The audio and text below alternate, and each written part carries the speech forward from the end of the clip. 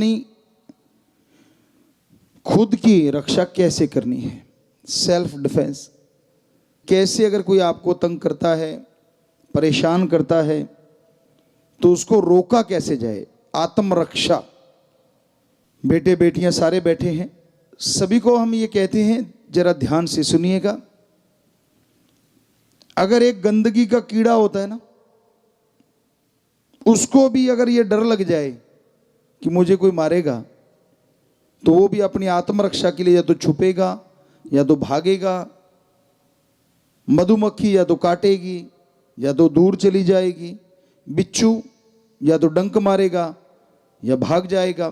सो हर प्राणी को भगवान ने आत्मरक्षा के लिए कुछ ना कुछ दे रखा है,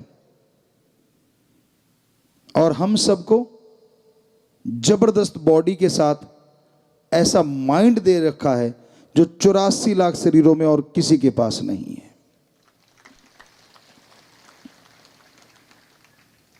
इस माइंड में हिंसा नहीं होनी चाहिए, लेकिन कोई आप पे अटैक करता है, खास करके बेटियां, तो इसका मतलब ये नहीं होना चाहिए कि आप अबला हैं, आप सबला बनना है। आपके अंदर मजबूती होनी चाहिए। तो हमने ये स्कूल इसीलिए गुरुकुल की तरह बनाए थे, और कोशिश करेंगे, अगर बच्चे चाहेंगे, हमारी बेटियां, तो आज अचानक अभी अभी जस्ट ख्याल आया है, जब हम लोग पढ़ा करते थे तो हमारे वहाँ शुरुआत होती थी स्कूल में, पीटी वगैरह करवाया करते थे, यानी एक एक्सरसाइज, ऐसी नहीं जिससे पसीने आ जाएं, ऐसी जिससे हर बच्चा मजबूत हो जाए। तो अगर आज हमारे स्कूल में पढ़ने वाली बेटियां, बेटे, उनकी फैमिली, टीचर, मास्टर, प्रिंसिपल साहबान या स्कूलों को चलाने वाले इंचार्ज जो भी कोई हैं, अगर वो चाहें तो हम ये जरूर गुजारिश करेंगे कि आप भी क्यों ना प्रेयर के बाद एक ऐसा टाइम निश्चित रखें, चाहे थोड़ा 15 मिनट, आधा घंटा, जिसमें बच्चों को वो पीटी या वो एक्सरसाइज करवाई जाए, जिससे कि हर बच्चा इतना मजबूत हो जाए कि उसको खेलने की जरूरत नहीं, लेकिन फिर भी उसको वो मजबूती आ जाए। अगर आप लोग लागू करना चाहें तो हम आपको बहुत बहुत आशीर्वाद देंगे। बेटियों ने तो हाथ खड़े किए, बच्चे, स्कूल के बच्चे खास करके, और सारे ही चाह रहे हैं, या और स्कूलों में भी करवा सकते हैं, यहाँ हमारी बेटियां चला रही हैं, बेटे चला रहे हैं स्कूलों को, तो हमारे वालों में तो जरूर 100% अगर कर पाओ तो जरूर करो। बच्चे तो तैयार हैं, बच्चों ने तो हाथ खड़े कर रखे, बेटे बेटियों ने। सो जोर से नारा लगा के हाथ नीचे कर लो, मालिक बहुत खुशियां थी। हमें लगता है बजाय कोई गनमैन साथ चले, क्यों ना हमारी बेटी ही गनमैन हो, मतलब इतनी मजबूत हो, इतनी मजबूत हो कि किसी की हिम्मत ही ना हो उसकी तरफ ऐसा देखने की। दूसरी बात, बेटियों, आप अपने इरादों में इतनी मजबूत बना करो। पहले भी हम अपने स्कूलों में, कॉलेजों में या कहीं बाहर भी यूनिवर्सिटियों में सत्संग करते थे तो ये जरूर कहते थे, खास करके इन अपने स्कूलों में जरूर कहा करते थे कि बेटा, जब आप घर से निकलते हो, शीशा देखते हो ना, आपको पता है कि आपकी शक्ल कैसी है। हमारे अकॉर्डिंग जिसकी आत्मा अच्छी है ना, उसकी शक्ल कैसी भी क्यों ना हो, बहुत ज्यादा सुंदर है। जो अच्छे नेक कर्म करते हैं वो अति सुंदर हैं, और जो गुरुमंत्र से जुड़े हैं वो बेइंतहा सुंदर है, चाहे वो बेटा है चाहे बेटी है। सो वहीं पे आते हैं, जैसे ही आप घर से निकलते हैं, शीशा तो हर कोई देखता है, बेटे भी देखते हैं, बेटियां भी। आप तैयार होते हैं, आपको आपकी शक्ल पता है, तो कोई लड़का या कोई ऐसा मिलता है, या कोई आपको कहता है कि आप तो परी लग रही हैं, आप तो फलां लग रही हैं, आप तो वो दिख रही हैं, आप तो फलां दिख रही हैं।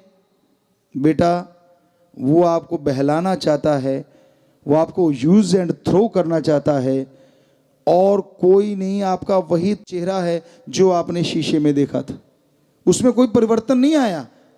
ये एक आदिकाल से चला हुआ तरीका है, खास करके मर्द लोग ऐसा बोलते हैं ताकि औरत को फिसलाया जाए, बहकाया जाए।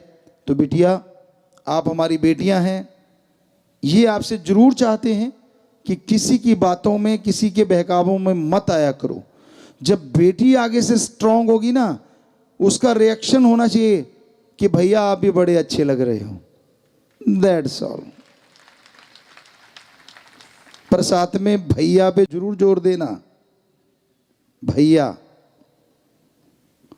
यकीन मानो लड़के की हिम्मत नहीं कि आपकी तरफ देख भी जाए कभी, और फिर भी देखता है तो स्ट्रांगली, आप मोम की गुड़िया नहीं बनना, बेटियां हो हमारी, अंदर से स्ट्रांग बनना है। यस। तो जब आप स्ट्रांग होंगे ना, किसी की हिम्मत नहीं कि आपकी तरफ कदम भी बढ़ा दे। लेकिन जब आप डगमगा जाती, वहां गड़बड़ होती है। ये 6 करोड़ 6.5 करोड़ बच्चे हो गए हैं, तो हमने अपने बच्चों में ये चीज देखी है, बहुत ही स्ट्रांग, गजब। तो ऐसे बनो आप। इसका मतलब ये नहीं है कि किसी को डराते फिरना है या किसी को हमने मारना है। हम अपनी बात सुनाते हैं, बच्चे बात कई बार पूछते होते हैं, पिताजी आप स्कूल में कैसे कैसे। उन टाइमों में हमें नहीं पता कैसा सिस्टम था, आजकल तो स्कूलों में दिखता ही नहीं। स्पेशली मार्शल आर्ट सिखाने आते थे, हाथों को मजबूत करने के लिए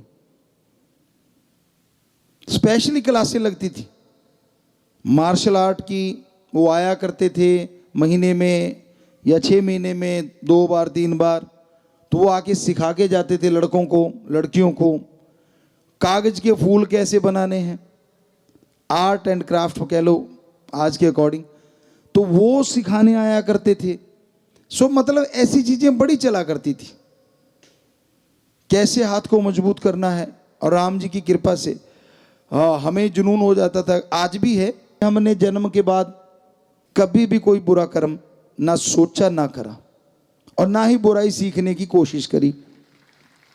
लेकिन अच्छा काम, चाहे वो दुनियावी रूहानी, तो परमपिता जी ने परफेक्ट कर ही दिया, उनकी बॉडी है। पर आज भी दुनियावी अच्छा काम, चाहे वो बेटी को आता हो, चाहे वो बेटे को आता हो, आज भी हम स्टूडेंट हैं। अगर कोई करता दिख गया ना और हमें ना आता हुआ, तो हमें होता कि अच्छा इसको देख लिया करते, वो काम हम ज्यों का त्यों लगभग 99.9% कर सकते हैं, क्योंकि आज भी हम स्टूडेंट हैं। तो ऐसे हर किसी को स्टूडेंट रहना चाहिए। तो हमने वो जैसे मार्शल आर्ट वाले आए और उन्होंने बताया, तो हमने तो वो शुरू कर दिया काम। वो कहने लगे जी ऐसे आप प्लेट तोड़ सकते हो पत्थर की। वो तो आपने शायद वीडियो भी देखा होगा एक, जिसमें हमने कई प्लेटें तोड़ते हैं हाथ से, आश्रम में आके भी तोड़ी थी। लेकिन हमने तो यहाँ तक राम जी की कृपा हो गई थी, उस परमपिता परमात्मा की, कि इस हाथ से पक्की ईंट तोड़ देते थे।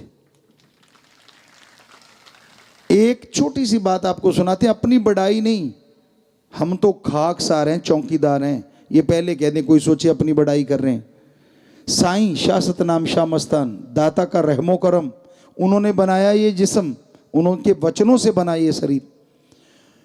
तो हाथ इतना ज्यादा, ये राइट हैंड मजबूत हो गया था कि एक बार एक हमारे टेलर रहा करते थे, बहुत पहले, 2 रहे हैं, एक पहले रहता था, उनकी बात करते हैं, पंजाब साइड से थे।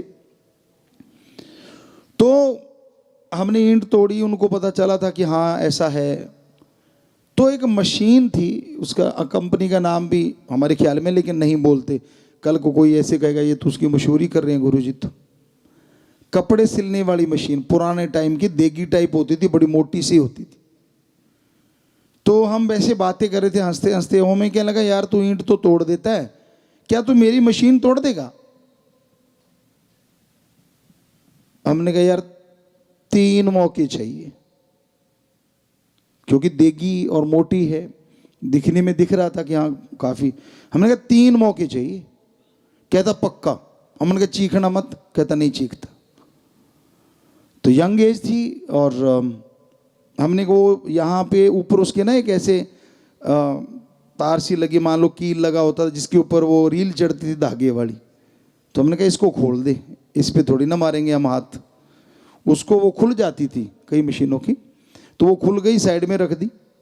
तो हमने मतलब ये नहीं कि परमपिता जी याद किया, वो तो उनके शरीर है, उससे तो फिर हवा से भी कर सकते हैं, लेकिन नहीं, एज ए ह्यूमन बीइंग।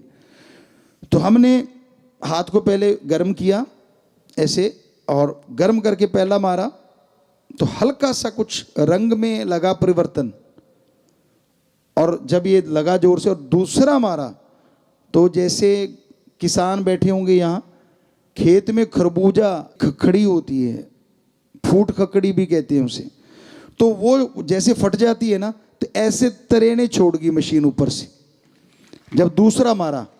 और जब हमने तीसरा मारना चाहा तो शोर मचा दिया, उसको पता चल गया कि माता जी वहाँ दरवाजे में आ गए थे, तो उसने शोर मचा दिया, चाची चाची मेरी मशीन तोड़ दी। मैं कहा पहले क्यों कहा था, पहले तो कहता मार के दिखाओ, मेरी तोड़ के दिखाओ। तो वो आगे हाँ, कहते क्या है, कहते देखो जी मेरी मशीन तोड़ दी। हमने कहा जी, माता कहते भाई तू पागल हुआ है, कभी हाथों से मशीन टूटती होती है? हमने कहा जी बिल्कुल, देखो कितनी मूर्ख बना रहा है।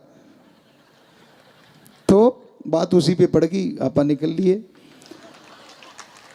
हमने कहा कसले गज, कहता है यार मार दिए, मशीन मेरी तो बढ़िया। हमने कहा अभी तो तीसरा रह रहा है, ज़्यादा बोलना। तो कहने का मतलब हम ऐसा नहीं चाहते कि आप ऐसा करो, क्योंकि उसके लिए काफ़ी मेहनत करनी पड़ती है, हाथ के लिए बहुत प्रैक्टिस चाहिए, लेकिन हमने किया था ये। तो कम से कम बंदे को रोकने के लिए तो हमारी बेटियां ऐसा बना ही सकती हैं। उसके लिए भी स्पेशली, जिसमें कि कोई फर्क ना पड़े, तो यूडो के प्लेयर हैं, वो चोग लगाया करते हैं, हमें आज भी याद है, शायद बेटियों में भी होंगी यूडो की प्लेयर, पहले तो बहुत हुआ करती थी, आज भी होंगी शायद। तो वो चोग लगाते हैं एक, तो अगर बेटियों को वो ट्रेंड कर दें, चोग लगाते आदमी कुछ सेकंड के लिए बेहोशी की हालत में चला जाता है, कुछ नहीं करना होता, कॉलर से ही चोग लग जाती। तो ऐसी ट्रेनिंग अगर स्कूलों में बेटियों को खास करके स्पेशली दी जाए, तो हमें लगता है छेड़ने वाला एक बार तो छेड़ेगा, फिर तो अब 10-15 और को भी बताएगा। सो कहने का मतलब, बजाय हम किसी और को देखें, क्यों ना खुद को इतना मजबूत कर लें।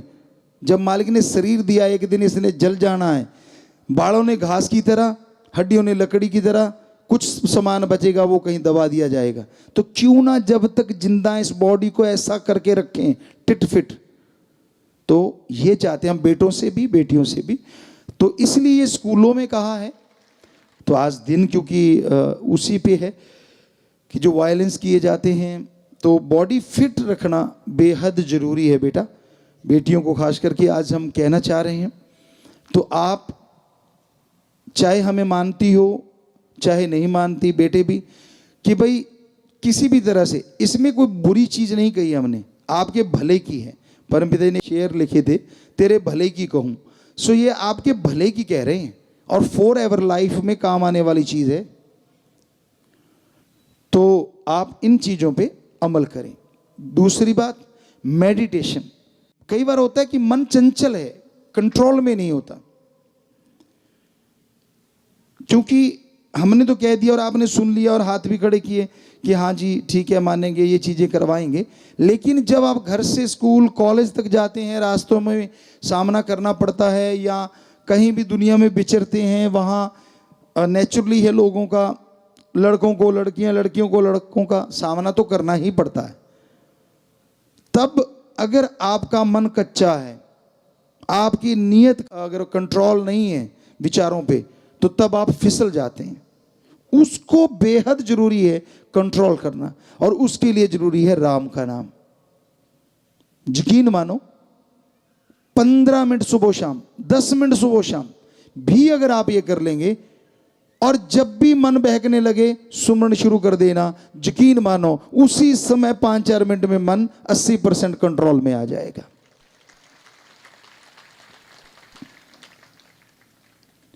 बेटियों का आज का वो दिन मनाया जा रहा है, तो उसके अकॉर्डिंग आपको समझाया है।